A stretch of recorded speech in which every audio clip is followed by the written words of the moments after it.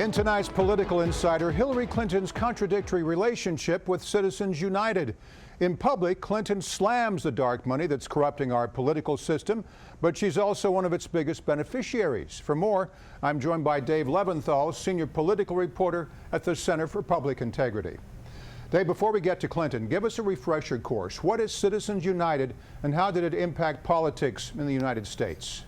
Citizens United, Morris, came about in 2010 when the Supreme Court ruled in a very split decision, 5-4 as close as you can get, that corporations, unions, and also nonprofit corporations of a certain sort can raise and spend unlimited amounts of money, pull from their treasury, and give that to basically support or oppose politicians. And one of the biggest after effects of Citizens United that wasn't talked about so much at the time, but is very much in play today in 2016, is those nonprofit organizations that not only are advocating for and against politicians with unlimited amounts of money, and oftentimes what we like to call dark money, the money that you can't trace to a flesh and blood source, but also donating it to other types of organizations that in turn will do the same type of function.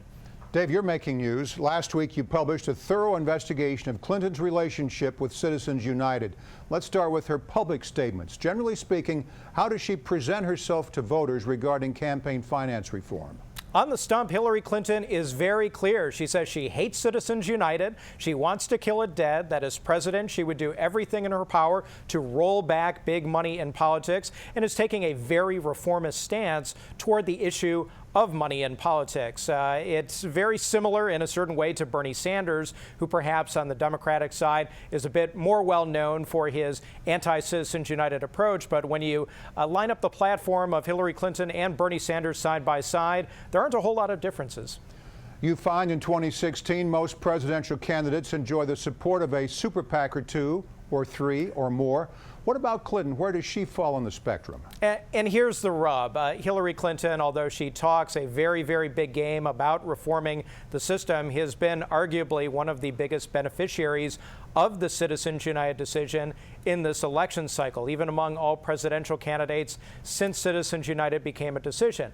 And here's how. She has a constellation of organizations, including 4 core super PACs, that are supporting her to the tune of tens upon tens of millions of dollars. We soon expect that'll crack the 9-figure amount. And this is real money that's supporting her in significant ways, not only going and pointing toward the general election when she'll be running against a Republican, but also to the tune of millions of dollars in the Democratic primary against Bernie Sanders. So this is something that Bernie Sanders folks in particular are almost apoplectic about, saying, well, look, Hillary Clinton, she's saying all these great things about Citizens United and big money in politics, but many of them will go so far as to say that she is a hypocrite on this issue, and certainly a lot of Republicans will also tag her with that hypocrite label as well. All right, so the critics call her hypocritical. How does she justify this contradictory relationship with Citizens United?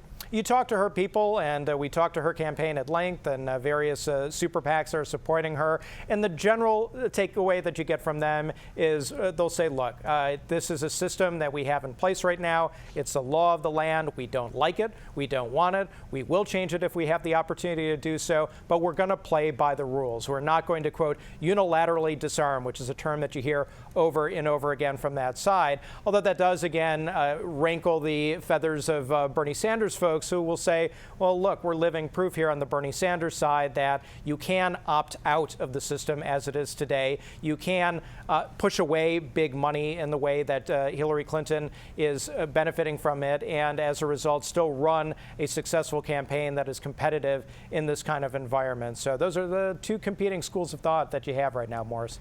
Dave, one thing that really stood out as I reviewed your investigation was the line between super PACs and the campaigns themselves. It's razor thin at best.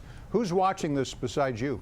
Well, there's a lot of great reporting that's been done on the issue from a number of news organizations. But what we found is that, in fact, there is a very intimate relationship that these super PACs have with the Clinton campaign. It isn't like just a bunch of Clinton boosters have gotten together who don't really know Hillary Clinton but like her and say, oh, hey, we'll form a super PAC and we'll raise some money and support her. Many of the people who are running these various super PACs that are supporting Hillary Clinton are people who have worked with her for years, even decades, who are close advisors, who are former campaign aides, et cetera, et cetera. So short of Hillary having the ability to command and control her super PACs, which she does not, nor does any candidate, Democrat or Republican. She sort of has the next best thing. She has people who know her, people who understand what she wants, people who get how campaigns work in the past and in the present and are running these super PACs to her benefit. It's like running a parallel campaign in a way. Although Hillary Clinton can't control these super PACs, she's got people who are really doing the same kinds of work, or thinking at the very least in the same direction as her own Hillary for America campaign, which is the campaign entity that she herself controls. To you and your colleagues, keep up the great watchdog work. Dave Levinthal, senior political reporter at the Center for Public Integrity. Thanks. Thank you, Morris.